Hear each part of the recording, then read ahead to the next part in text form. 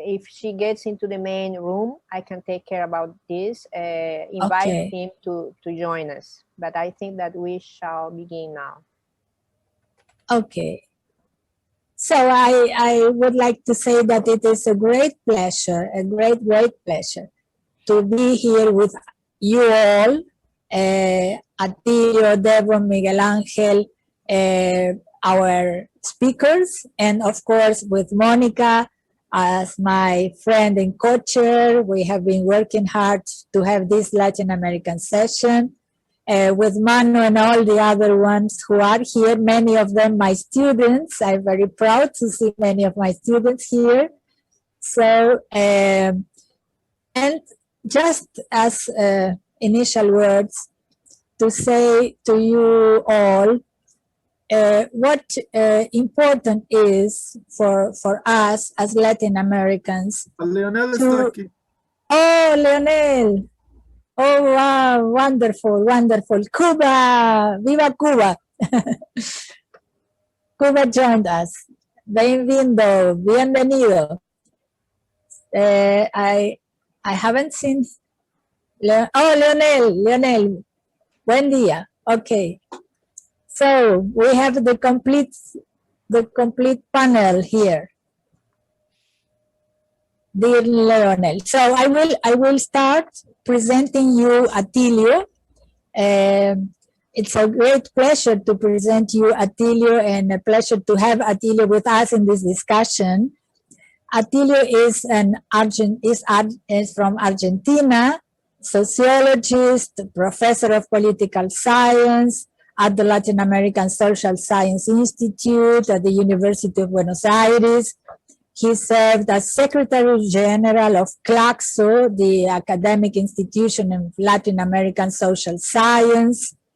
He has written dozens of books and articles, is a very active militant from Latin American perspective of the voice of our peoples.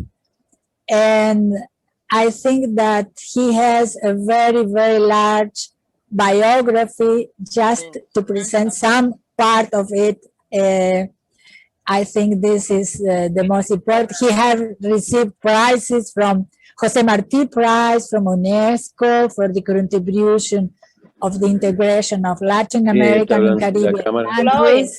Sí. And Leonel, hola. You have to mute your phone, your microphone for this moment, please, Leonel. Yeah. Okay, thank you. Yeah. So Atilio, please, you have the floor. Okay. Shall I speak in English? Yeah, we have a Latin American session, but unfortunately in English, as part of this international conference. My English is not very good, so I will try my best, okay? Good. I think that... Hey, Leonel is in or not yet? Because, yeah, is there, yeah. But no microphone, yeah. No, on the contrary, I have to ask him to mute the microphone because it was on. Yeah. But I want to say that sometimes I have to go to Africa because so in both in Latin America and Africa, because both of them I'm engaged in both of them. So we can understand your role as the coordinator, the general coordinator, Darwish. So who will first speaker? Yeah, I have already presented Atilio Boron from Argentina, first country to speak in this second session, Argentina. Atilio Boron, sociologist, very well known, theoretical sociologist, political analyst and activist, and a dear friend. Yeah. Okay. So Atilio. Should I resume? Okay. Well, no, what I wanted to say is that the relationship between Argentina and the Bandung Conference and movement has been a sort of pendular shifting, okay? There is a systematic lack of definition whether or not the Argentine government has to get involved with the people of the Bandung Conference and the inheritors today of the Bandung Conference and the movement. You know that Argentina entered into the movement in the year 1973, I guess. It was observed before, but then after some years with the government of Carlos Menem in the 80s, Argentina adopted a policy of complete alignment with the United States. Exactly. That was extremely a radical position of total submission to the Washington imperatives. And of course, in that policy frame, there was no place for talking, not even talking about the non-aligned movement and the legacies of the Bandung Conference. And then after that, okay, there was a period of uncertainty because the first government of Nestor Kirchner approached the movement, and then the situation remained much in the air. Really, we have been pressing to integrate Argentina into the movement, but without much success. There are several factors which explain this.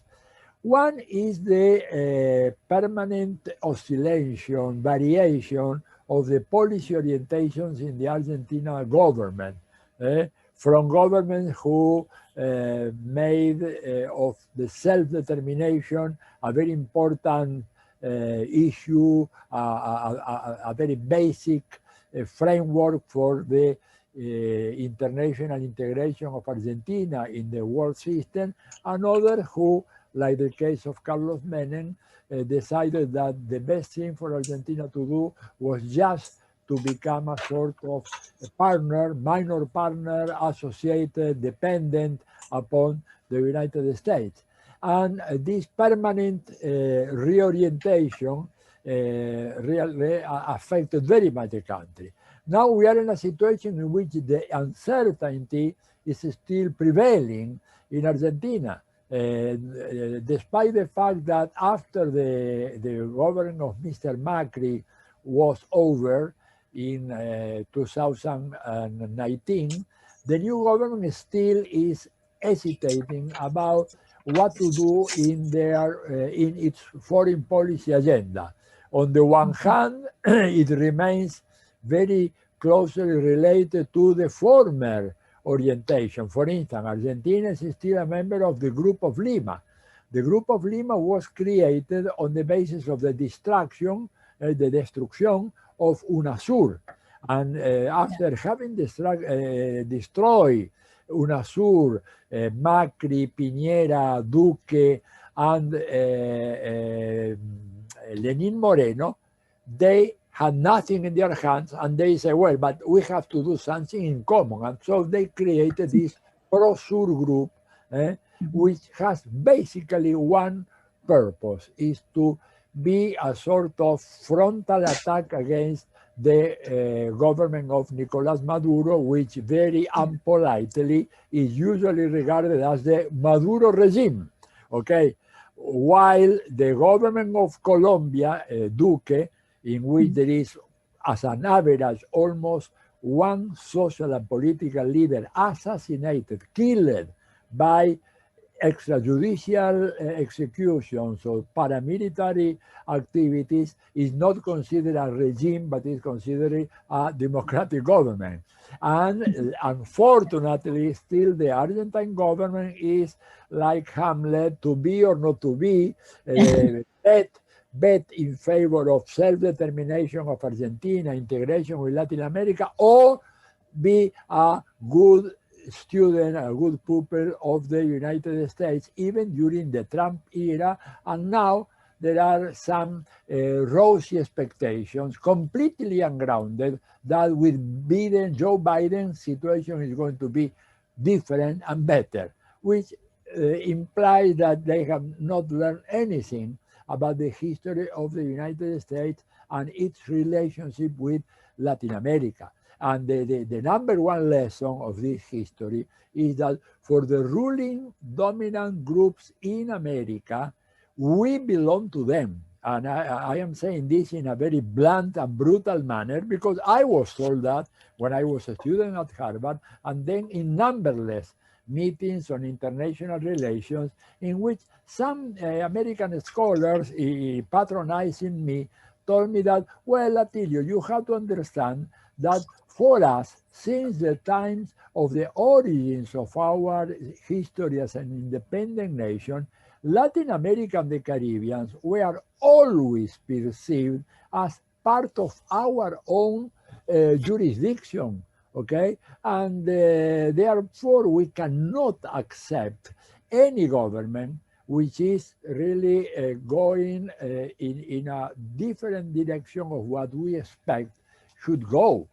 Because we need to have all this big America island, because this is why they define in geopolitical terms, America is an island going from Alaska to Tierra del Fuego in the extreme south. And is that a big wall which has not have any crack. And when you have a government like Evo Morales or like Nicolás Maduro or Chavez or the Cuban Revolution or Ortega or even Lula and Dilma in Brazil or Kirchner in Argentina, those are cracks, small cracks, which therefore produce a very aggressive response, a response that can be military, but in the last years, because all the new conceptions of the war of fifth generation war or hybrid wars, then the aggression is different. Therefore, in front of that reality, many governments in Latin America, including governments progressive, with have a moderate, very, very moderate, but not conservative government, still have doubts. And I can tell you one example, which is shining example, which saved a lot of words, that Argentina still has in Caracas, in Venezuela, something which is not an ambassador, is a chargé d'affaires, okay, in Caracas, which was appointed by Mr. Macri. So what I have been writing and sending memos to the Minister of Foreign Affairs, saying that it's ridiculous for us when you have a government which is completely different, at least in purpose, in design, okay, to the Macri's government, to have the same person sending permanent reports about human rights abuse and violations in Venezuela, which are not confirmed by data. This is the fact, because I wouldn't be concerned if those reports are real, but they are not. And I say, why don't we send a new ambassador, okay, not a chargé d'affaires, but an ambassador representing this government, the government that we have voted, and still nothing has happened. And this is the second factor, not only the variation in the ideological orientation of our governments in Argentina, but also the very conservative role which the ministries of foreign affairs play in Latin America, not only in Argentina. Okay, las cancillerías, the ministries of foreign affairs, unfortunately, usually are staffed by very conservative people, which have as an ideal of society, an ideal of the economic system, the US. This is the bottom line is that our people in the ministry, if you the second line, not to mention the canciller or the ministry, but the people who are the permanent staff of the Cancillería are extremely conservative.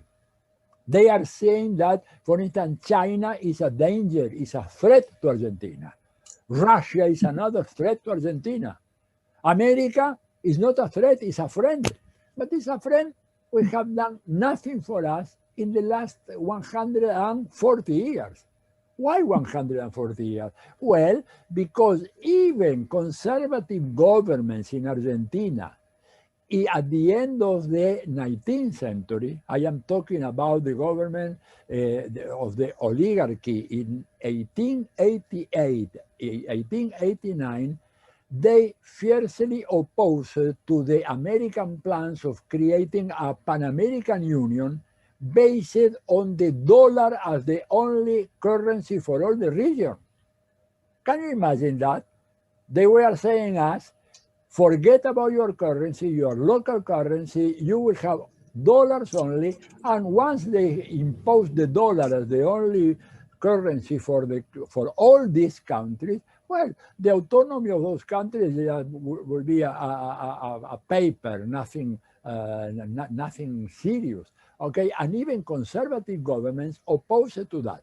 But that were all times, okay, in which even conservative leaders and intellectuals in Argentina opposed this American expansionism. But after the Second War, there was a major change.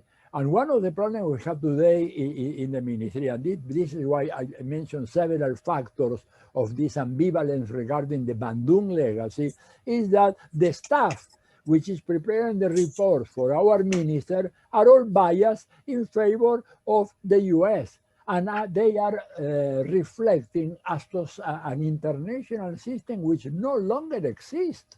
They still believe that America can do whatever America wants in the world, which is not true. This is in a past history. And this is a great moment, and I will try to sum up, Beatriz, okay, because I'm running out of time, I think. This is a great moment because the system is in transition. And the transition is irreversible. What does it mean that the system is in transition? That, of course, the US will remain to be a great superpower, but with no longer the capacity to impose its will wherever in the world. That's over, no more, okay? They couldn't even solve the challenge formulated by the people, the government of North Korea, okay, in which you remember Donald Trump was furious, was going there, I will smash them, I will erase North Korea from the face of the earth. And nothing happened, because it cannot happen, because the US has not that power. And because some very smart people in America have said, military power today is no longer what it used to be. And some of them say that it's far more important to have all the paraphernalia of smart power, soft power, than to have sea carriers, bombers, etc. Because they say it's much more effective a cyber attack in which you don't expose one person and you don't have to explain to the American widow what happened with her husband, or American mother what happened with his son, because you just do that from a cave in the desert of Nevada. And therefore, in that situation, you say, without that military might, without technological advantage, because if you look at the indicators of technological development, China has made a monumental leap forward. And today, China, in terms of artificial intelligence, Internet of the Things, telecommunication, is far more advanced than the United States. So this is why there is an opening of new possibilities for the countries in the third world to develop productive relations of mutual benefit with many other countries. We are absolutely out of our scheme until 15 or 20 years ago. You cannot explain the survival. You cannot explain the survival of the Bolivarian Revolution. Okay, I'm sorry that Luis Brito is not here, but you cannot explain that. I'm not in UK. Thank you. Don't take into account, if you don't take into account the role of China as an stabilization factor in the Venezuelan-American relations, and also the role of Russia. So I think that, just to finish, all the agenda that was created by the Bandung conference today has acquired an extraordinary actuality. And it is very, very important today. And so I really celebrate the realization of this meeting, trying to, well, make a balance of what was done and what can be done in this fast changing international system in which there are a lot of new emerging powers, especially China, Russia, but also international organizations and countries which have are acquiring more and more quotas of power in the international system, which make the possibility of a self-determination policy realistic in the third world countries. Well, that's what I wanted to say to begin with. Thank you very much. Thank you very much, Atilio. Very important remarks.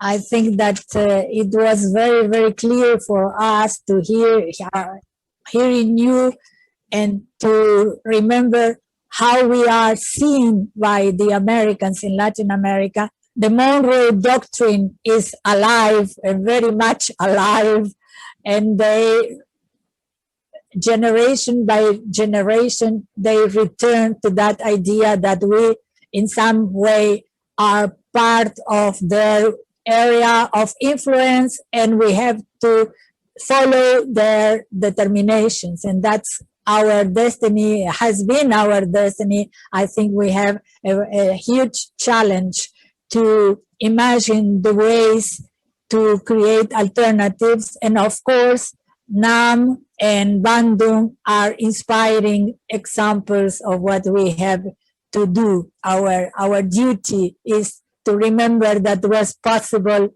to end colonialism, to create the non-aligned movement, and to influence the United Nations agenda that was unthinkable some decades ago, before the 60s and the 70s. That happened. So it is for us to have this willingness, this political volunteer and determination, and a correct strategy and a correct theoretical framework to work in this direction. So thank you very much. Now I'm very, very pleased to give the floor to our Bolivian colleague, Miguel Angel Pérez Peña. Miguel Angel holds a degree in social communication from the University of Santa Cruz, Bolivia, postgraduate studies in Academia Diplomática de Bolivia, Diplomatic Academy from Bolivia, master in business administration for a university in Santa Cruz, and very interestingly, he is the honorary consul of the Socialist Republic of Vietnam in Bolivia. So very important. And is advisor and is also a member of the board of many important companies in Bolivia and also in Brazil. Miguel Angel, please, you have the floor. Thank you, Beatriz. First of all, I would like to say thank you, the organizer, Professor Darwis. Thank you, Dra. Beatriz, for inviting me to this event. I prepared a paper about the Bolivian in the non-aligned movement. In 1952, Bolivia was the scene of one of the most important revolutions in Latin America. This revolution was profound implication for Bolivian society. The vote was granted for all citizens in a country where previously only those who could demonstrate a minimum income voted. The tin mines, the country's main source of the wealth since the Spanish colonial era, were nationalized, and major agrarian reform gave land to the peasants. All these measures with deep social impact were led by the Movimiento Nacionalista Revolucionario, which ruled for 14 years in a row, but whose measures still impact the national life to this day. The Bolivia of the 50s and the 60s was a Bolivia that sought a space in the multilateral context, and saw it as a way to gain better understanding and relation with third world countries in a historical moment marked by the bipolarity imposed by the Cold War. In this context, the leaders of the Bolivian Revolution showed high adherence to the principles of the Bandung. The leader of the revolution, Víctor Paz Estenssoro, visited India to learn about his development model and strengthen relations with the leaders of this country. He also visited Indonesia and Yugoslavia. This adherence to the Bandung principles has remained constant in Bolivian foreign policy over the time. The current government has declared that the Bandung principles, by their nature and content, remain more valid than ever. This connection of the leaders of the 1950s to revolution with NAM allow leaders such President of India, President Sukarno of Indonesia, and Marshal Tito of Yugoslavia, as well as other leaders of the time, visit Bolivia.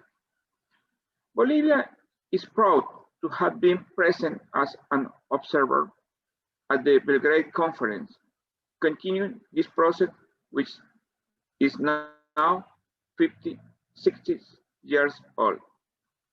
At the end of the 1960s, the guerrilla insurgents led by Che Guevara took place in Bolivia, which would have a profound impact on broad sector of the population, and especially on Bolivian and Latin American youth. With guerrilla warfare as a new form of political expression, in Bolivia was imposed, as in the rest of the Latin American countries, the doctrine of national security that would allow the birth and consolidation of military dictatorship.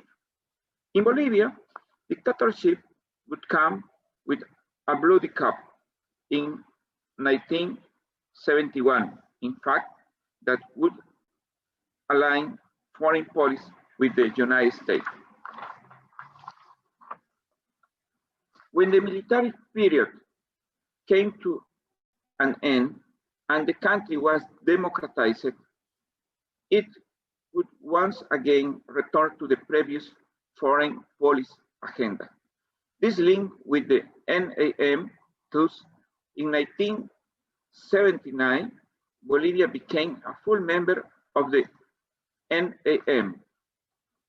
On historical reflection, we see that Bolivia's nationalist and democratic political currents have been a driving force behind the country's adherence to the non-aligned movement. After the sixth conference, and when there is a higher presence of Latin American countries within the movement of non-aligned countries, Bolivia will seek to have a joint position with the nation of Andean Pact, or one of the first integration efforts in South America. After the fall of the Berlin Wall and the end of the Cold War, Bolivia has sought to participate in the NAM for the creation of the common agenda for developing countries. In these first 2 decades of the 21st century, Bolivia has sought to deepen its relation with the NAM member countries. At the Tehran summit, Bolivia sought the recognition for the nutritional qualities of quinoa, an ancient food of the Andean people, which is now produced and marketed in different parts of the planet. Within the framework of the United Nations system, Bolivia has sought to have coordinated presence with NAM member countries on different issues that are dealt with multilateral forums. Bolivia has been emphatic in pointing out that multilateralism is an ideal way to find solutions to the fundamental problems that afflict the humanity, including those related to maintain the international peace and security. This is my report to this conference about the participation of my country in this rich process in the last 60 years. Thank you, Beatriz. Thank you, Miguel Angel. Very important to remember the 1952 revolution in Bolivia, who was a pioneering experience also in the South American continent, and the Che Guevara also participation in Bolivia. There are two landmarks, I think, to understand the role of Bolivia in South America and Latin America, and inspiration for many, many struggles. So thank you, Miguel. A very interesting intervention. And now I have the pleasure to give the floor to Devon Dublin. Is Devon here? Yeah, of course. Devon is currently serving as a program advisor for global education leadership in Hokkaido University of Education in Japan. He graduated as a doctor in veterinary medicine and zootechnic from Agrarian University of Havana, Cuba, in 2007, and thereafter served the government of Guyana, his country, for 2 years as a veterinary officer. He subsequently attended Hokkaido University, where he obtained a master's degree in marine life science from the Graduate School of Fisheries Science in 2012, and then PhD in environmental science development in 2015. He is currently involved primarily in multidisciplinary collaborative research related to sustainability and health. So I have the pleasure to give you the floor, Devon, coming from a country in Latin America who is many, many times forgotten because it has a quite different and particular history. Guyana, the only English-speaking country in South America. So it's very interesting to have you and to embrace you as Latin American to come here to share with us your reflections. Thank you very much, Devon. Okay, thank you so much for those kind words. Actually, Guyanese enjoy both being Caribbean and Latin America. And there are quite a lot of Guyanese as well who only speak Portuguese or only speak Spanish, those who live on the borders with Brazil and Venezuela. Okay, I'm gonna share my screen.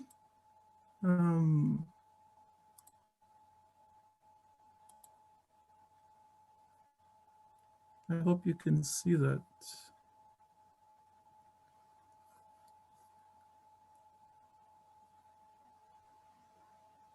No. Is it okay? It will take some minutes, but it's normal, yeah. Okay. All right. So basically, I'm going to talk about the perspectives of them from Guyana, and the official name of is actually the Cooperative Republic of Guyana. So you can see from please, David, there is a mic open. Please, can you shut? I'm not sure who is, but please. Okay, thank you. Excuse me, David. Yeah, and you can see from the name as well that it suggests non-alignment already. And our constitution actually declares that we are still in a state moving towards socialism. So there's great debate as to whether we are or not in this moment. Interestingly, Guyana is the first country in South America to be a full member of NAM. I don't know if that is well known. And very quickly it became very active within the non-aligned movement. So there were some questions that we were asked to answer, so I'll try to answer those. So first of all, why did Guyana decide to join NAM? So as we know, NAM was established in 1961. At that time, Guyana was still a colony of Britain. And we only gained independence in 1966. And in that very same year, just shortly after gaining independence, our Prime Minister Boron said, "It is my government's determination that Guyana will never become the pawn of neither East nor West. It must be understood, however, that our support of the Western Bloc or any of its neighbors in any stand that they may take on the international scene is not automatic. On every international issue, we shall exercise our own judgment on the basis of facts at our disposal, having regard always to our national interest and the cause of world peace." And indeed, Guyana did do that, and it sometimes became a bit controversial, especially at moments when Guyana may have supported the position, for example, of the US. In 1970, it became a republic, and then we end up having an executive president, no longer having the Queen as the head of the country. So what are the advantages of being a member? The main advantage, I think from the perspective of Guyana, is support and protection of its sovereignty. And one very good way in which this was demonstrated was based on the dispute between the border of Guyana and Venezuela. What happened was that when Guyana gained independence in 1966, at that moment, when Guyana was about to receive its independence, Venezuela made a declaration that they no longer recognized the 1899 arbitral award, which determined the border between the two countries.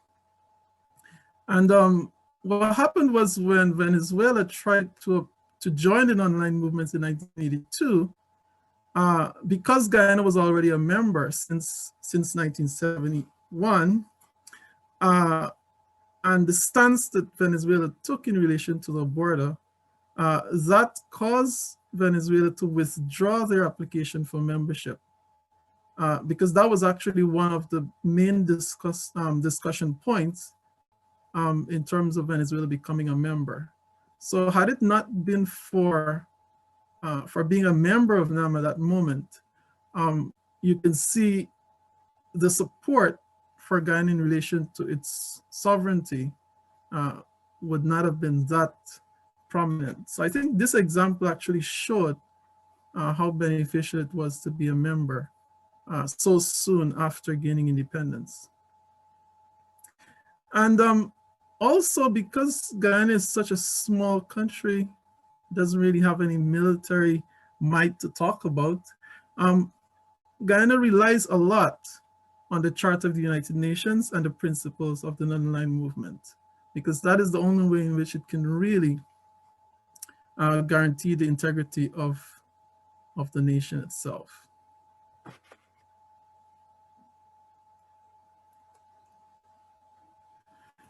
So what is the contribution of Guyana to NAM? So after joining in 1971, very soon after, Guyana hosted the Foreign Affairs Minister of the Non-Aligned Movement in 1972. And this meeting actually adopted an action plan for economic cooperation, and also it reestablished the position that NAM took to support liberation movements around the world.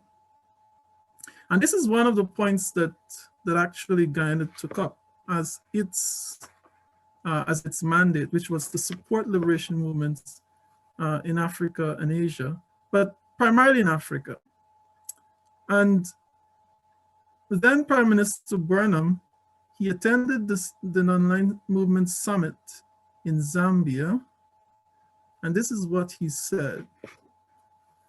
Guyana is a young nation, a small nation, a relatively poor nation, but Guyana proposes to make a contribution to freedom fighters, and this is going to be an annual feature insofar as the government of Guyana is concerned. And so what Guyana did from that time was to contribute I think it's $50,000 US per year to each of the armed struggles in Africa. And in that way, even though Guyana being small and poor, it was just a demonstration of its support for these struggles. After that summit, he toured several countries in Africa, including Zambia, Uganda, Kenya, Tanzania, Ethiopia. And Guyana remained fully involved in the liberation movement right throughout the 1970s. Also in the United Nations, they had developed the UN Council for Southwest Africa, which is now Namibia, and Guyana was elected unanimously for one of the 11 members on this council. And this is actually related to its involvement in issues relating to Africa in the non-aligned movement. Another little known fact as well is that for a lot of the liberation movements in Africa, where Cuba was actually sending military support, Guyana was actually one of the transit points where Cuban planes would land en route to Africa. I don't think it's a well-known fact either. And the other aspect was strategic support for United Nations resolutions. So many resolutions which are sponsored by NAM, Guyana unequivocally supported those resolutions. So future perspectives. I think the future perspective now from Guyana lies primarily in the principles of NAM. So the fact that countries must be allowed to pursue whatever paths that suits its real interests, that is very important to Guyana. Multilateralism as well is important, especially within the framework of international law. And this goes as well in relation to what I mentioned earlier, that poor countries and very small countries really needs to rely on the law for its support, especially for sovereignty issues and political independence. Also human rights and peace. Well, for Guyana, that has a lot to do with the border. And just recently as well, there was an issue on the border with Venezuela. If you've been following the news, there were some fishermen who were accosted by the Venezuelan Navy. So, and there was the OAS and various organizations came out in support of Guyana. So actually, this is basically the way in which Guyana is set within the context of NAM. In terms of inclusive development, I think we need to look at this within Guyana's own development strategy, which is called the Green State Development Strategy. And it looks at things like good quality life for all citizens. It addresses persons living with disabilities, making sure that we have adequate infrastructure, sound education, social protection. It looks as well as having development under a low carbon, resilient in nature, and also justice and political empowerment. So that's what I wanted to share with you from the perspective of Guyana. Thank you very much. Thank you, Devon. Very, very interesting speech.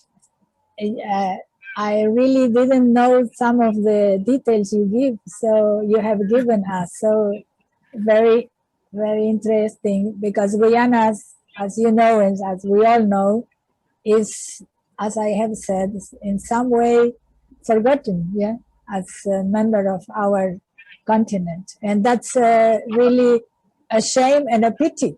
We have a lot to learn from you also, for the experience, particular experience, yeah, and the strong relationship with African countries, also very interesting, in particular for our present moment, yeah. So very important in your intervention. So now I have a great pleasure to give the floor to Leonel Nodal, who is a very well-known journalist, Cuban journalist, with a long experience, having been for more than 37 years correspondent, foreign correspondent for Prensa Latina, particularly spending more than 10 years in the Middle East. Leonel, perdón. La voz de ella, no estoy viendo ni ellos a mí. Leonel, I'm presenting you. You are going to speak now. Leonel, te vas a hablar ahora, ya. Estoy presentándote. So Leonel was correspondent, Prensa Latina correspondent in the Middle East for more than 12 years, having been in Lebanon, Syria, Iraq, Jordania, Iran. He was, for instance, present during the proclamation of the Islamic Republic in Iran, who yesterday he remembered to me that today is the date. So we are commemorating today this historical day.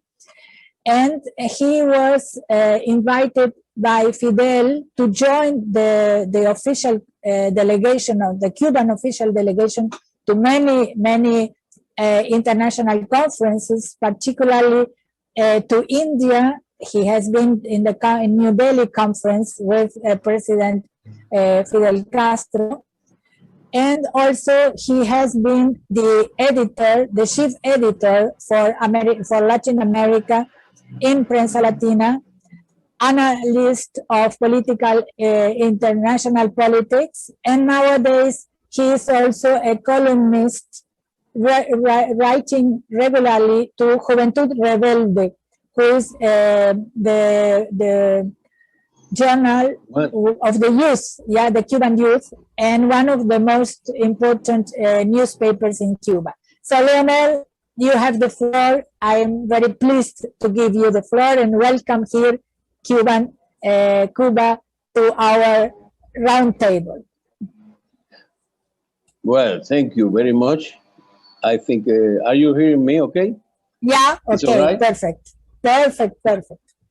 Well, I would say thank you to you for your invitation, to Darwin, and to all friends who participate in this conference. For me, it's an honor to take part in this meeting. And of course, I have to start saying that Cuba was the first Latin American country who joined the non-aligned movement.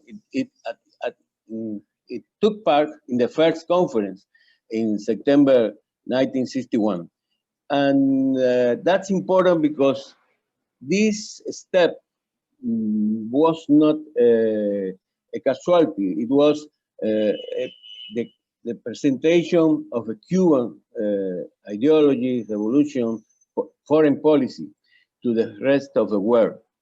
At that time, Cuba had already defined as an anti-imperialist and socialist country based on its free will, sovereign, because there was no other choice, since Cuba has been fighting for more than 100 years, since 68 till 59, 68 in the 19th century till 59 in in 20th century, for three goals at the same time: independence, colonialism, against slavery, and when we say independence, we have to say against imperialist intervention, American imperialist intervention in Cuba, because in 1898, 2 years before the new century, the new 20th century, United States intervenes in the Cuban Spanish independence war to interrupt the normal processes of independence of Cuba and establish a military occupation in Cuba. So the frustration of independence leads to a fight against imperialism, American imperialism. It's necessary to remain that even Lenin, who was very far, some years later said that was the first imperialist war, because United States started to expand outside their borders. Well, anyway, that is why Cuba is again, that are the reason of the reaction of colonialism, neo-colonialism, imperialism, hegemony. I have reading some notes because it's important to say that the principles of the Cuban Revolution coincide with the movement of the non-aligned countries.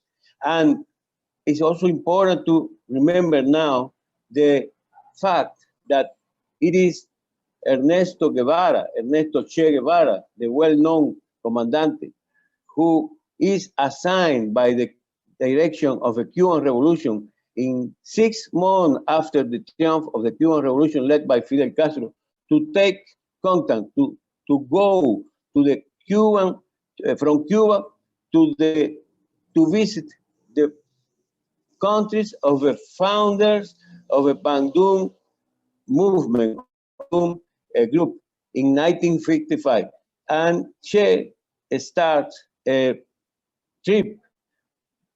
tour of 3 months from June 59 till September 59. And in this tour, he will go to Cairo, where he meets Nasser, to New Delhi to meet Nehru, to Jakarta to meet Sukarno, to Sri Lanka, in those days, Ceylon, who visit and talks with Bandaranaike, to Pakistan, where he talks with Ayub Khan, and then finally to Yugoslavia, and he meets Marshal Tito, the president of Yugoslavia. And that's important because it gives a vision, it gives a real vision of how the Cuban Revolution is, the vision it has from this movement is coming.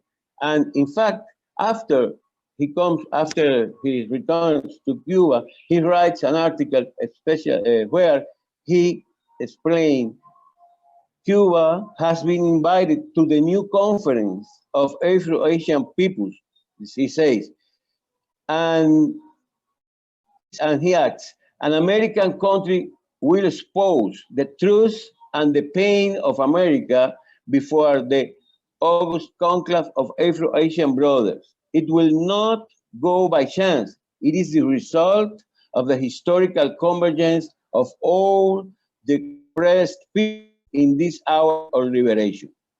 In this case, Cuba becomes a promoter, and we have to say it clearly, of anti-imperialist internationalism.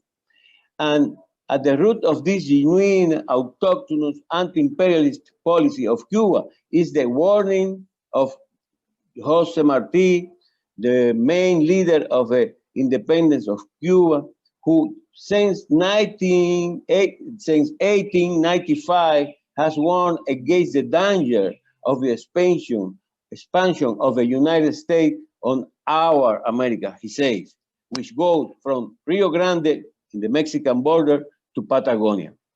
And that is the way Cuba shows that another principle of Jose Marti, who says, patria is humanity. I see, our homeland is the humanity.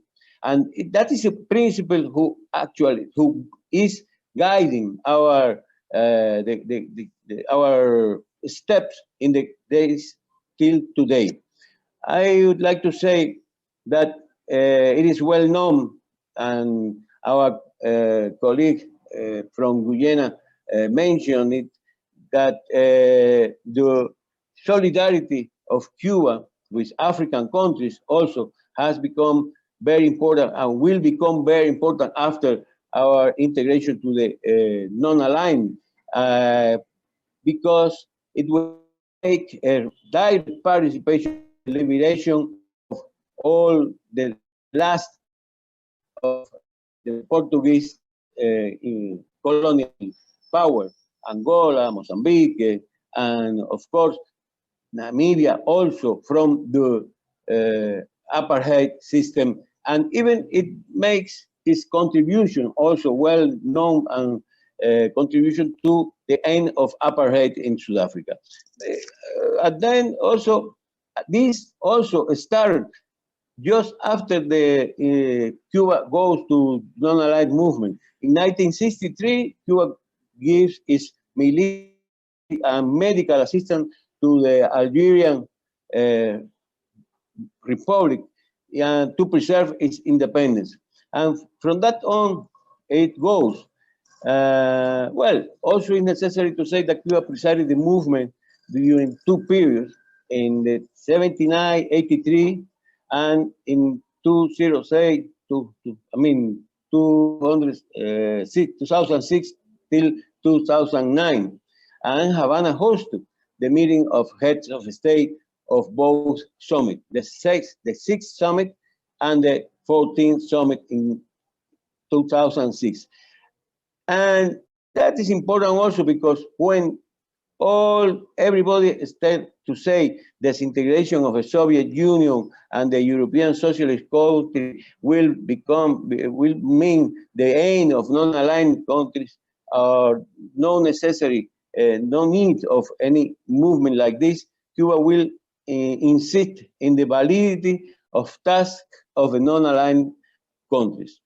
Cuba considers that the movement, or actually today, remains fully valid.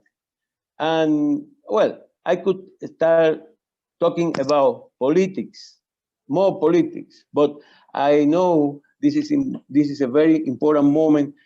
The world is suffering of a real war, a real threat to the lives of the whole humanity. That is, I mean, I'm talking about the COVID, the pandemic, the COVID, the coronavirus. And yes, it is a war. It is the new kind of war that non-aligned countries have to deal with, and in strengthening solidarity without distinction of borders, ideologies, or any other differences, because it becomes a real human and globalized task. We consider it is essential to also discuss all the errors or all the mistakes committed, and how the globalization of market would be very also necessary as a globalization of solidarity against this pandemic. For its part, Cuba has sent medical professionals specialized in the treatment of coronavirus to 59 countries. More than 2,000 doctors has been working in the last year in this country that ask our help. And also it's important, the most important, I think, the news about the efforts that Cuba is doing to develop a vaccine against the coronavirus. Cuban scientists, and I am proud to say that and announce that Cuban scientists are working in 4 preparations. 2 named Sovereign, 1 and 2, another one named Mambisa, and another named Abdallah. But 4 vaccine projects are in clinical trial. And Cuba hopes, as the scientists have said, to produce 100 million vaccines against the coronavirus in 2021 and immunize the entire population of a country, of our country,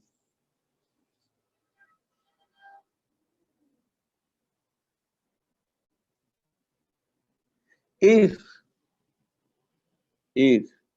some of our vaccine candidates receive final authorization, it will be the Cuban one, the first vaccine conceived and produced in Latin America.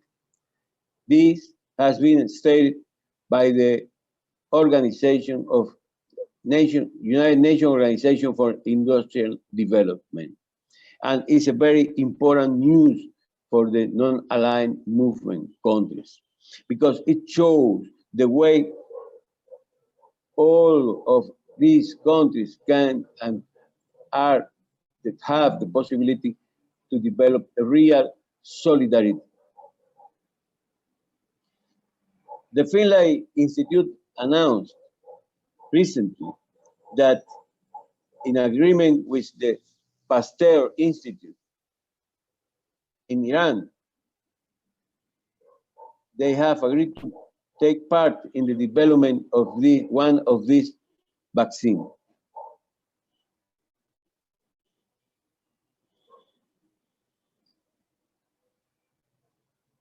Well, I need to know, Beatriz, if you are hearing me, because I have lost your... No. Excellent. We are hearing you perfectly. Yeah, very interesting. Congratulations to Cuba with this. Screen. No, it's excellent. I think excellent. This is the... Yes. I think this news about our vaccine is the most important weapon we could develop. And this is the kind of weapons that has to be developed in this moment in our world. And this has been the root of the cause of our president, President Díaz-Canel, in the recent conference in Baku, to the rest of the non-aligned movement, asking and calling for more cooperation, for more solidarity.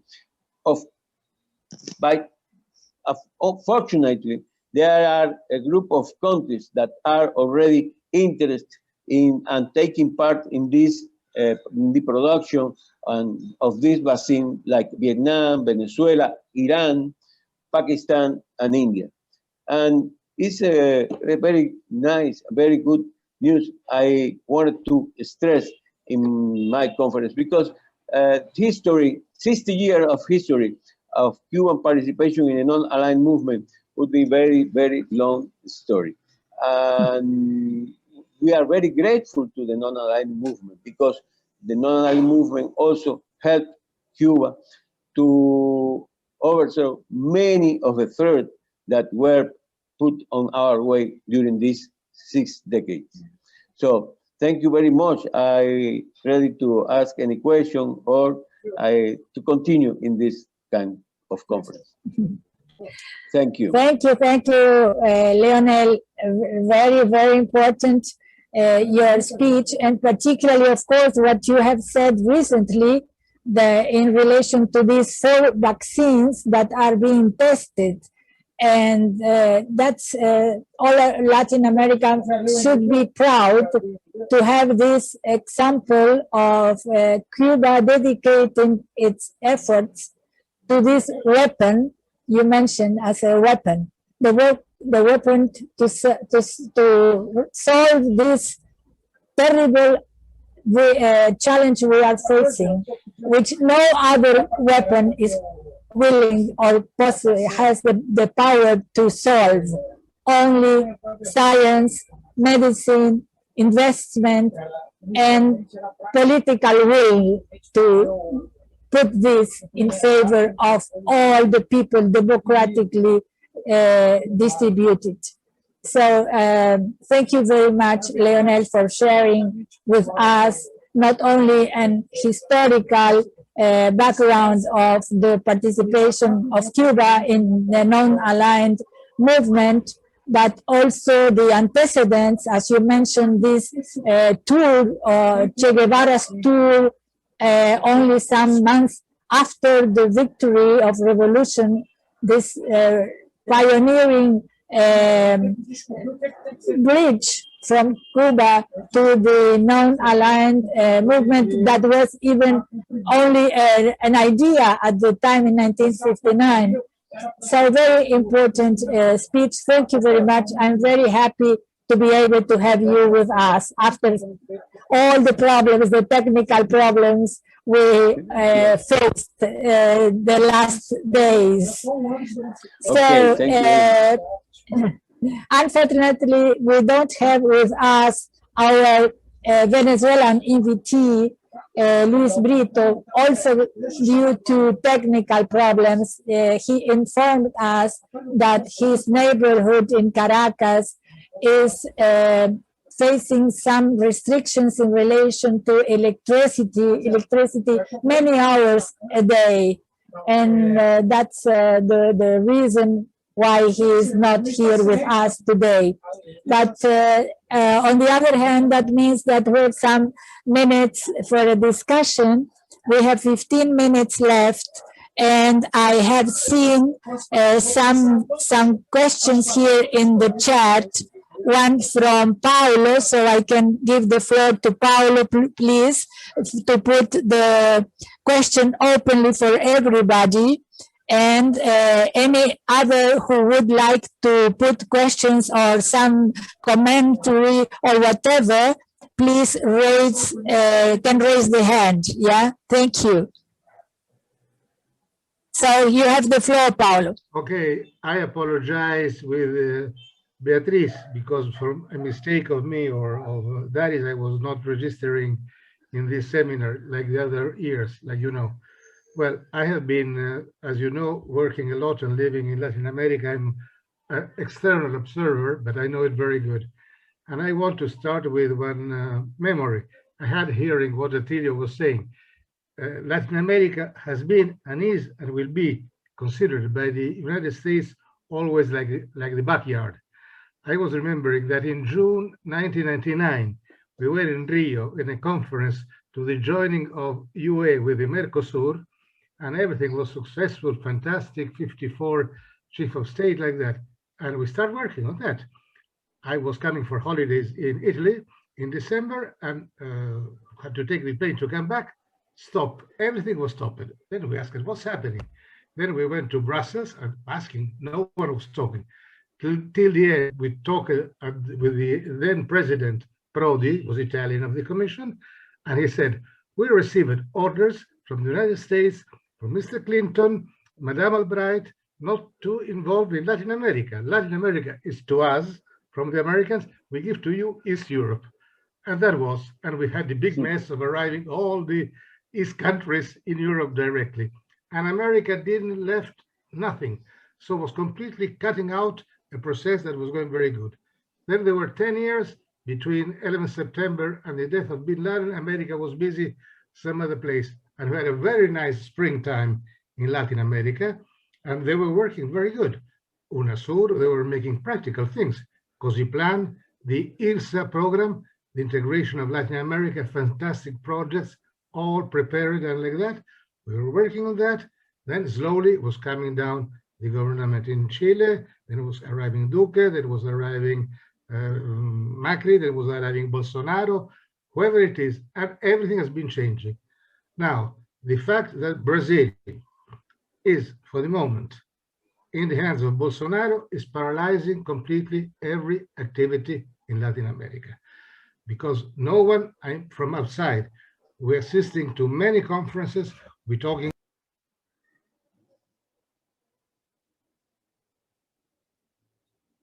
Unmute your micro, Paulo, please. Please, you are. Now, okay. No one is considering Latin America because everyone is scared on one side to know. Well, first we're scared about Trump. We are not moving because if not, Trump is making a mess. Now we are scared because, like Atilio is saying, and it's not now, but it's the history of many, many years, not 10 or 20 or 40 years, in certain situation in which every time is such a strong change in the alignment of Latin American countries is avoiding that no one, I would say, both public, between commas, European Union, for example, or like that, or private sector are taking serious progress in Latin America. So I think that now maybe with spring arriving now with the last elections all around, maybe things are changing again. Maybe United States with Biden will not interfere. I don't believe so because Clinton was Democrat, like it is Mr. Biden. So I think it's not changing too much. But the only opportunity is that Latin America is going in the spirit of the non-alignment to a common and shared program that has been tried several times, but till the moment never succeeded. So I think that we have to push very much that all the Latin American countries, that they are sharing all this multilateral, this globe. That is not true because now it's bilateral. So that's my question was what China's role is playing now. We don't know if China is coming like a win-win friend. We want to help you to be non-aligned, or is coming then to be the next player in the continent in key against United States. So Latin America should not be involved in this struggle between China and United States and try to keep a non-aligned position for the future, I think. And we have to work from bottom up to this, because it's a very, very long time situation. Okay, thank you. Thank you, Paolo. Professor Mohanty raised also the hand. Let's take 2 or 3 questions and then answer. Yeah, Atilio or Leonel or any of the speakers can answer or comment Paulo's or Professor Mohanty intervention. It was great to listen to all of you, Atilio, Leonel, and others. I think we need more interaction like this. Now, my question to, in a way, both to all of you, particularly Atilio and Leonel, has the COVID crisis weakened the US to a certain extent and also affected Europe in a big way also, particularly US? Do you think both the corporate sector and the other monopolists of the US will show some new perspective? In other words, now they're facing not only internal crisis but also competition not only from China, from a variety of sources. So do you foresee some change in the Latin American prospects in the coming decade? And second, do you have any hope with the BRICS? Thank you, Manu. Monica, please. Thank you. I think that all the presentations this evening show that we in Latin America have a long legacy of self-determination and struggle against imperialism. And we have to see this, Paolo, as a long-term cycle, historical cycle. I think that we have advances and then steps back and then advances again, but each time the accumulation is deeper. These two first meetings that Atilio was mentioning by the end of 19th century, the two first conference, Pan-Americanism conference, where United States already was creating conditions for a new hegemony, and it was very interesting, the participation of José Martí. José Martí was not only representative of Cuba in this meeting, but also representative of Argentina, and already showed the concern with this new role that the United States started to play in the region. So at the beginning of the 21st century, we had another very important process of multiplication of these spaces of regional integrations based in self-determination as a key and a very basic value.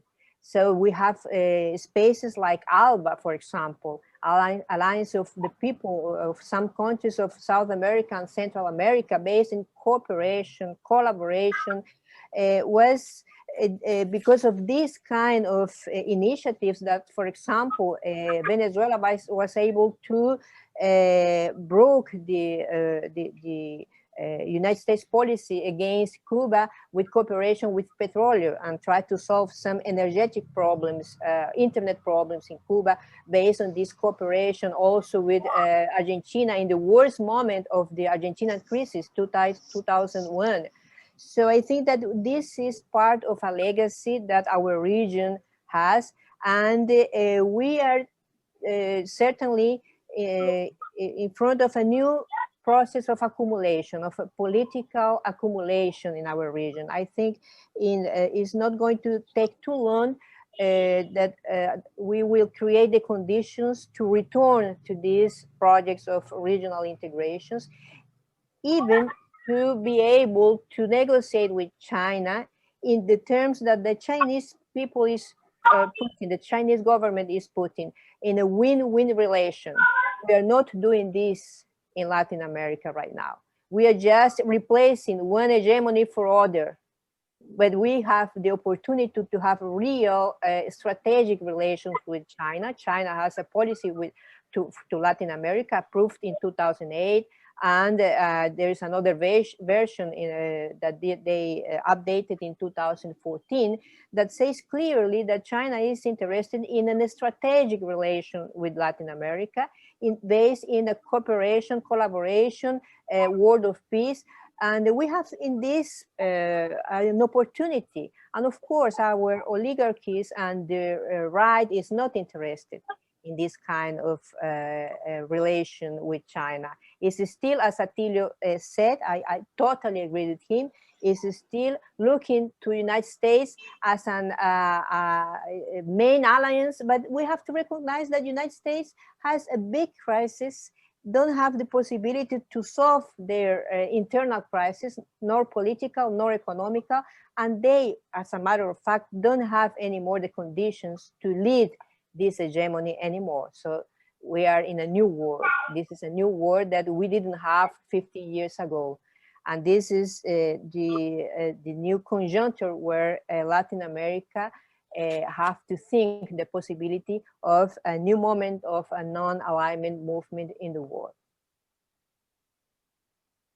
I think that Atilio and Leonel were perhaps, or any other of the speakers that would like to comment Paolo's and Professor Mohanty's questions. If you allow me, I can say some words.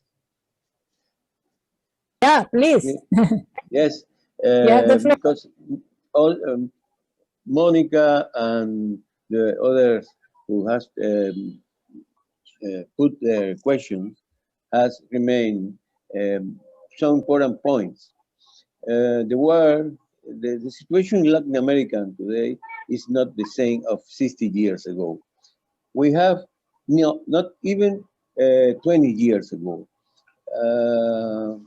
Say, as Monica said, Jose Marti advised and saw many of the problems we are facing today.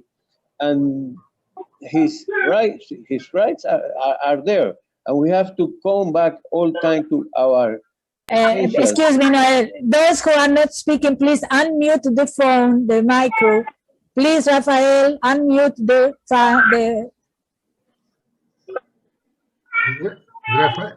yeah, please. It's Rafael Rocha who has it open. Rafael Rocha or any other, please unmute.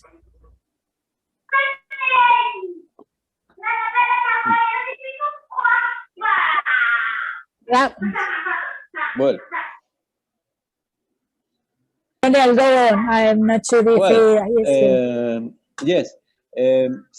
Let's say, during the Clinton government, it was launched the ALCA. You know, even today nobody remembers what it means, ALCA, and they were planning a whole continent under their control, and it was defeated by the raising of new democratic governments, elected governments, who joined forces with Cuba and others who were working against this project of this sort of alliance controlled by the United States. So it was defeated. And then there was ALBA also. There was ALBA as well. Yes, and when you were Devon talking, you remember the role of these small Caribbean countries who were took independence in 71, 72, 73. They were the first 4 countries who, I mean, Jamaica, Guyana, Barbados, and Trinidad, the first 2, Trinidad Tobago, who established established diplomatic relations with Cuba in the moment that Cuba was completely blockaded, isolated from Latin America. We have only relations with Mexico in those days. And that was a demonstration of the force of this ideal, of this movement of ideas who was taking place in Latin America since the beginning of the middle of the 90s. I mean, since the Cuban Revolution or after the Cuban Revolution. It's not because I am a Cuban, but because the impact of the Cuban Revolution was so deep in face of the United States that it started to open many doors and many possibilities of reflection for the youth and for the new generation. And more than 5 or 6 generations has come after. When Che Guevara was killed in Bolivia, people said, this is end, this is finished, never again. And today, not today, there are 10 years already of independent history in Bolivia, where the people of Bolivia has first, they choose Evo Morales, and now they reestablish the government of the the same party, his party, after a coup d'etat. So it was impossible to imagine those days, these things 20 or 30 years ago. So more than 1 million of Bolivians learned to read and write with a new method of literacy created by the Cuban professor and by with new method. And this extension helped. It was another Pacific, say, weapon to go against this imperialism, but because this is imperialism and no other name for the policy of United States in America. So I am optimistic because when someone asked, will the pandemic, the COVID pandemic weaken United States? Yes, in such a way, it's weakened. It's shown. It has shown to the American people and to the rest of the world the weakness of the American market economy system and this liberalism. And if the Russian vaccine, the Chinese vaccine, and the Cuban vaccine succeed, they will be defeated in this new field of confrontation. It's a Pacific field, but nobody can deny that there is a confrontation. The companies, the capitalist companies who make business with health, and the companies of some other countries, non-aligned countries, or progressive countries who are ready to join in order to have this multipolar world that we are dreaming. So that's my point. Thank you, Leonel. Atilio, would you like to, please? You have the floor. We have some minutes. We are already in time to finish, but I think we can give the floor to everybody who is willing to. You can continue after. I mean, 5:15 is just standard limit. But the Zoom is unlimited because University has bought a license of Zoom. It is unlimited, okay? So thank you, Darwish. I think we have to continue because it's very important what we are discussing now, and everybody has the right to express himself. Okay, please, Atilio. Yes, well, I will be quite telegraphic to say in a certain way. First, China. China, it is wrong to think if it is going to have a greater influence in Latin America.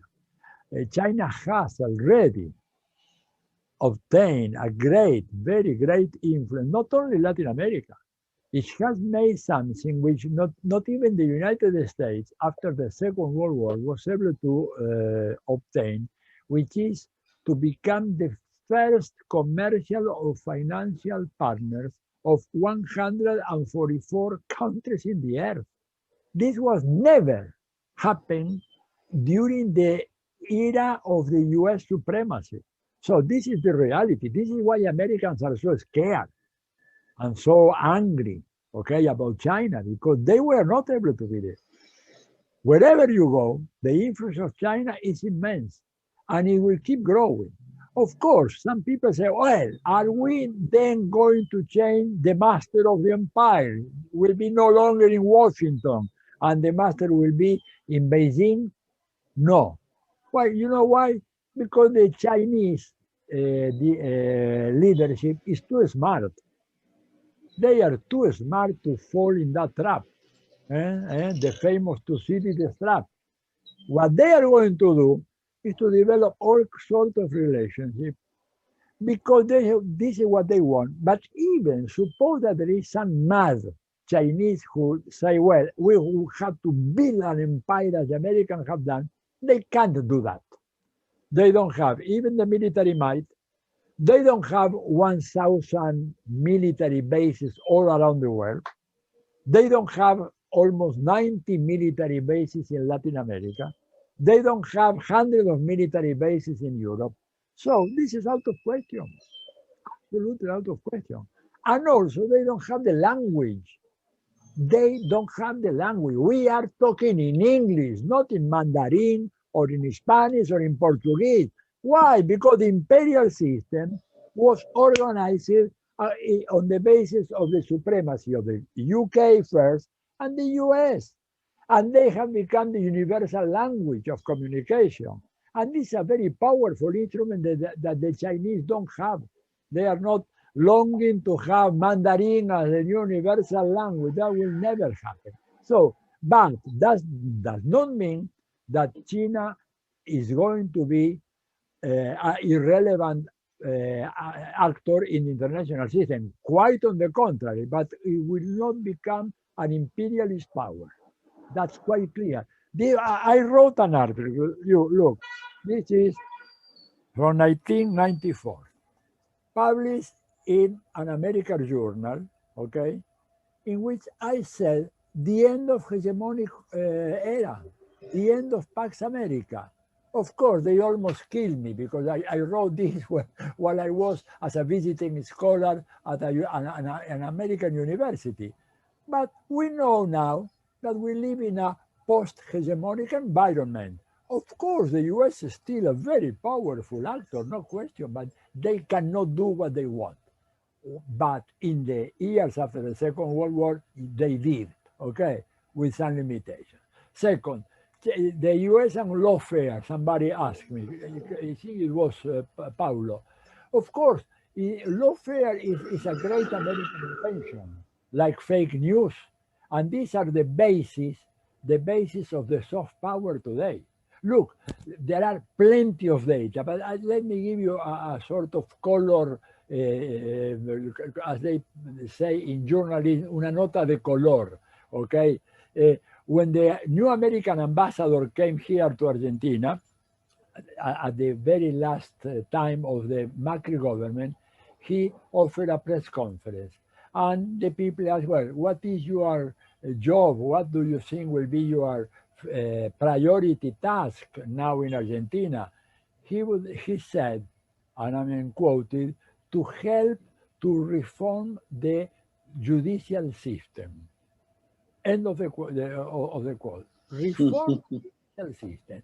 The same guys who has been training our lawyers, our prosecutors, okay, our judges in the US in summer courses on good practices in law administration in the US. You know, Sergio Moro, well, you know in Brazil very well. Sergio Moro was trained in America, and then he convicted Lula, not because of the empirical evidence, but because he was convinced. This was all the foundation of his sentence. He was convinced that Lula has been the owner of that small apartment. Well, this is a practical demonstration of what they learn when they go to those summer courses in America. And courses on judicial administration are on the basis of all that. And then take a look at what happened in Latin America. Rafael Correa is condemned. Lula condemned. Evo condemned. Cristina Kirchner under fire. All this is the new modality, okay? If this fails, then, well, they resort to the military. That's it. Finally, yes, the COVID has weakened the influence of America because one component in the international relations always is the prestige, the international prestige of nations. And the prestige of America has fallen in a dramatic way, okay? The disaster that the Trump administration has made fighting the pandemic is fantastic. But then the fantastic show of January 6th, in which it was absolutely confirmed that America is anything but a democracy, it's a mobocracy, as they say, okay? It's the rule of the mob, because this is what happened. It never happened in a country which is politically underdeveloped like Argentina, but we never have something like that. And you never have something like this ever in our countries, in the history, okay? And therefore, the loss of prestige of the US has a profound impact. Of course, they have all the media, you know, all the media is working very, very hard, but the people has already seen those images, and they don't believe any longer that America is the greatest democracy in the world. Nobody, or very few people in Latin America today believe that. That's all my comment. Thank you very much. Any other comment? Well, I would ask to add something what was saying now, Atilio. Well, from here, from the other developed countries and so on, the image America has been falling completely down, both sanitary, both the image of what was saying, the mob attacking. So America has lost completely the image of to be the policeman of the world. That's for sure. And the COVID is a big opportunity for the world to change. And like Leonel was saying, the vaccine is a tool, because we have been buying in Europe. We were forced to buy because America bought without any test the first 2 vaccines that they're costing a lot of money, 10 times more. They have a lot of mess and like that. Who is coming out like China is doing now, or Europe now starting to buy the Russian vaccine? And it's working. So the ones, so no, don't buy because it's very bad. It's Russian. I don't want it in Argentina. No one wants the Russian vaccine. Now in Europe, we will buy it. So this will happen like with SIDA, like when Cuba was starting to make vaccine low cost for the SIDA and giving it to political prices or to normal prices to Africa. The interest of SIDA dead for the big companies because there was no business anymore. The vaccine now is a big business. The day that one of the countries is starting to give away, and China is using it surely in a political way, that they are starting to give to the third world, and if Cuba is succeeding to make a vaccine to distribute to the non-aligned countries and to emerging countries, the war is winned. Because now people are scared and they want to have a vaccine. They're ready, I would not say but they want to survive. Who is giving the survival will be the image of the future and of the world. So I think, let's hope so, okay? Yeah, in that sense, I would like to, Darwish, would you like to speak? Or I was? Yes, if it is possible. Yeah, then I will put on comment. Yeah, please. Yeah. I will give you a challenge for Latin America. You know that in November, there was the biggest deal of free, how do you say, libre échange, free trade. Free trade, yeah. It was signed between. The initiative came from ASEAN, Southeast Asia, which is always mediator, intermediary between the big powers, non-aligned. So it is the initiative came from ASEAN, because ASEAN sponsored the meeting with ASEAN +3, plus China, plus Japan, plus etc. So they signed a big deal with China, Japan, Korea, Australia, New Zealand. This is 30% of GDP of the world, and it will be a free trade in this whole area.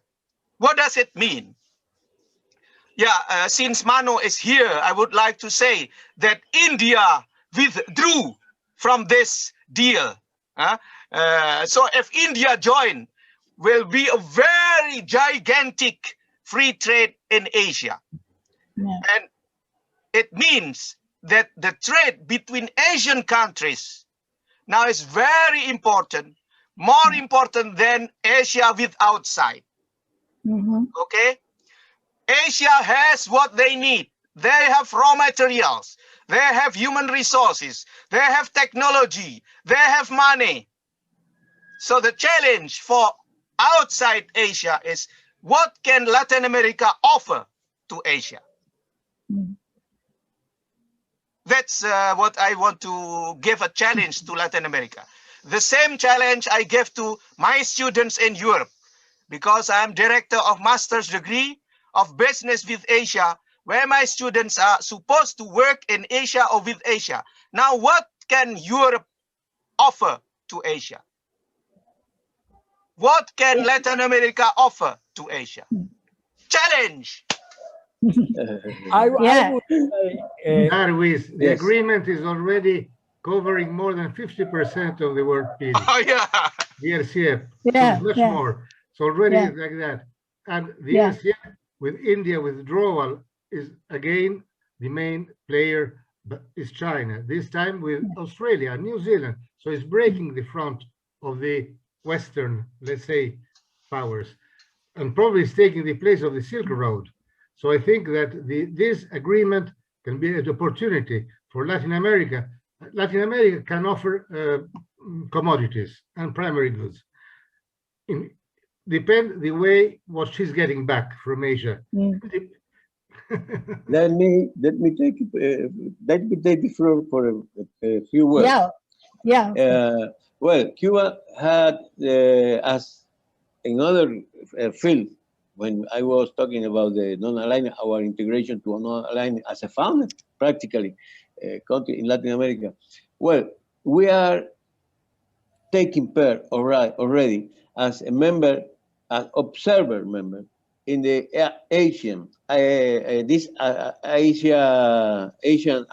Association as an observer. And also Cuba is taking part in a new Euro-Asian Association who includes Russia and some Central Asian countries. And I think we can offer more than raw materials, mainly because in Cuba, for instance, we abandoned practically the production of raw materials. We used to produce even 8 million tons of sugar, and we are producing 1.5. And not because we can't, but because the life and the vision of Fidel Castro, the enlightened vision of Fidel Castro, realized that that was not the way. The way was in the development of culture and science, and especially science. Yeah. And we have actually a scientific infrastructure where Chinese, Vietnamese, Indian scientists are cooperating with the Cuban, and Cubans are working in those Asian countries. Mm-hmm. Even we have already created some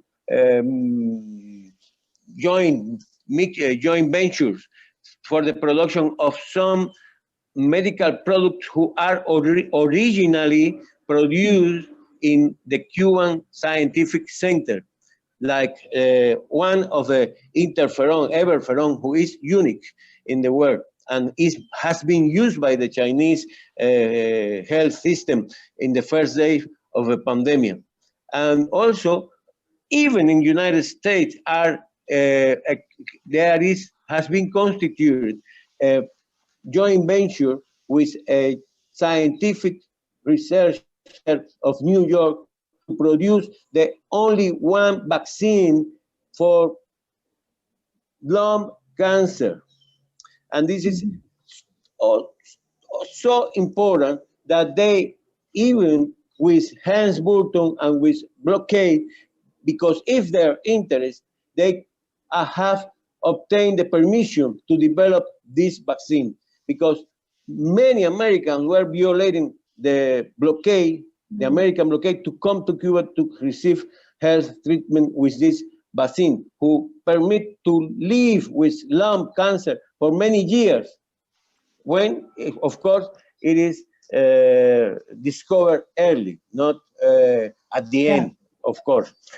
And like that will happen, and I hope it will happen with these 4 projects of vaccine, a Cuban vaccine for the coronavirus, because it was developed over the basis of another vaccine already developed in the 90s.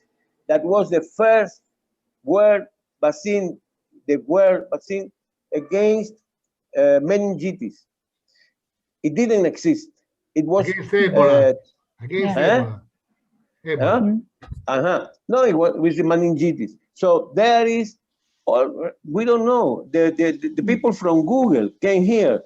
The wife of Biden came here in the visit when accompanied Obama visit in 1916, and she went to, and they went to the scientific centers to have an explanation, and they were surprised about the scientific development. So many centers, there are more than 50 actually, and mainly the participation of women, because more than 90% of our scientific force is composed by women. And that's another important social development, is to integrate women to the development, the economic and social and political development.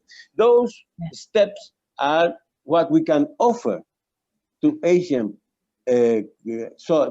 partners and many others. Of course, we are still fighting with the blockade. We are still suffering from the blockade, and we haven't yet obtained all the resources we need, because always the blockade is interfering in these steps. But as I said before, I am optimistic we can overcome this, and United States will have the path of all the all ancient empires who failed as the Roman, slowly, step by step, 100 years more, okay, but it will be a decadent empire, and it's not a mere slogan. It's not eternal. Yeah, I would like to share a comment about this health diplomacy, let's call it. Here in Brazil, I'm not sure if you have information about that. There was one northern state, Amazonas, who particularly was very hit by the pandemic. And there were no oxygen gas available for patients who were in the last possibilities of survival. There was a complete lack because of this misorganization and denial of Bolsonaro's government of the prices, etc. And Venezuela, it was the country who shared the oxygen. Trucks and trucks from Venezuela were sent to Amazonas, and were the at least partial solution. Was very interesting to see that the most conservative newspapers, who have always called Maduro dictator, the day after this initiative, this diplomatic health initiative, started to call him the Venezuelan president. That's an episode that I think that is very representative of the changes we are going to face. We are analyzing this in geopolitical way, and it's correct. I think we have to have the whole picture. In some decades, I think that Europe will be facing this decision to take. If this North Atlantic Alliance, valuable up to decide our destiny, or will be best rewarded if we have good relation and an alliance with Asian countries and Russia and China. I think that's important to see, because this North Atlantic Alliance has been the main diplomatic, political, and military support of the United States. Yeah, this NATO alliance. I think Europe will and can play an important role in this reconfiguration of the general scenario. In this sense, to contribute to clarify the future role of the United States and the isolation. I think I can imagine in some decades an political isolation of this power who is in its declining and final, I think, period, even though this period may take a long time. Yeah, perhaps I and most of us are not going to see this final end. But the picture is, I think, very, very clear.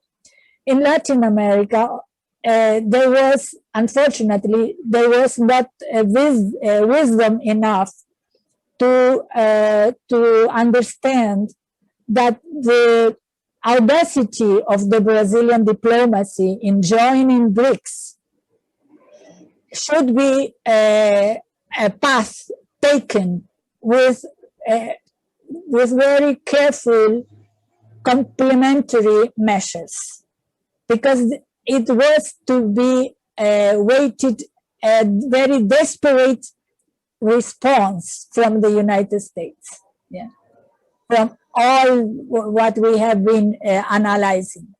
So for BRICS was, I think, for this vision of the United States that we are the backyard of his backyard. You may imagine the shock to see a strategic alliance building an alternative of their hegemony from Brazil with China and Russia particularly. So I think we have to analyze this with calm and with the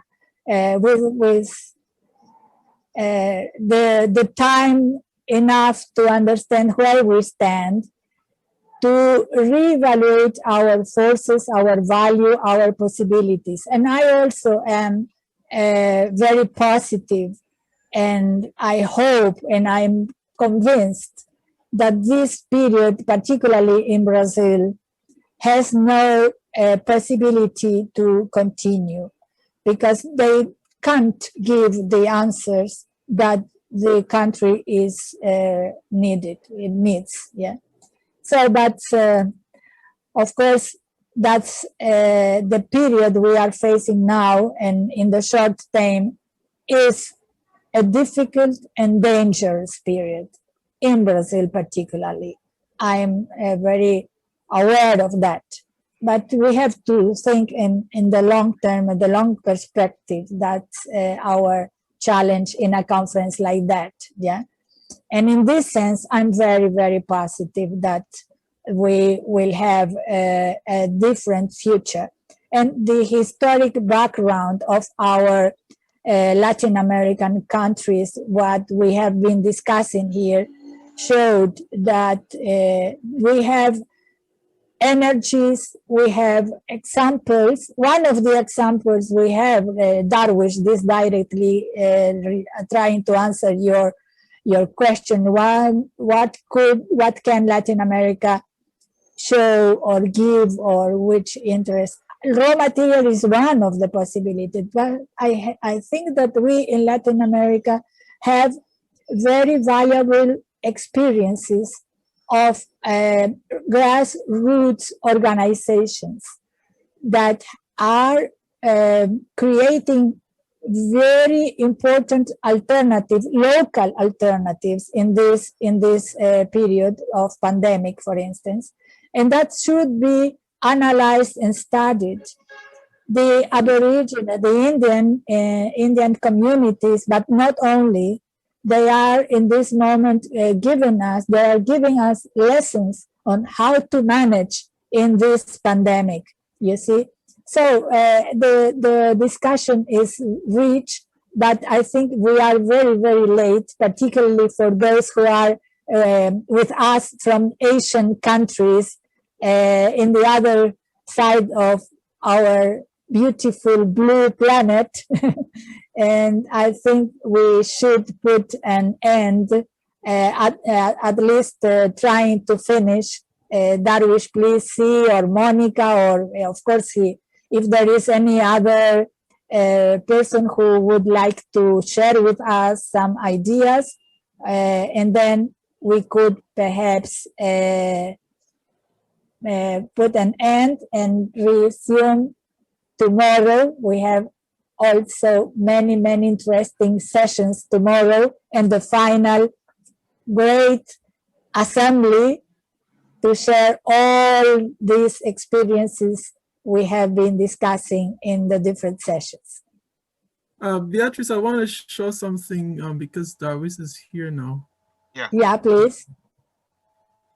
So let me just, I'm going to share a photo. Oh. So actually what happened was that when Guyana had the Foreign Affairs Ministers meeting, they told us that we have only 45 minutes, seconds, 44 seconds, that they will close. They are going to close the room. Okay. So we have to say goodbye. Thank you very much for this wonderful. Thank you very much for the presentation. See you tomorrow. See you tomorrow. It was wonderful. So thank you for having been with us. Thank you very much. See you tomorrow morning. See you all. See you all tomorrow. See you. Bye. Morning in France. Yes. Okay. Bye. Thank you. Eurocentric. Eurocentric. Yes. Eurocentric.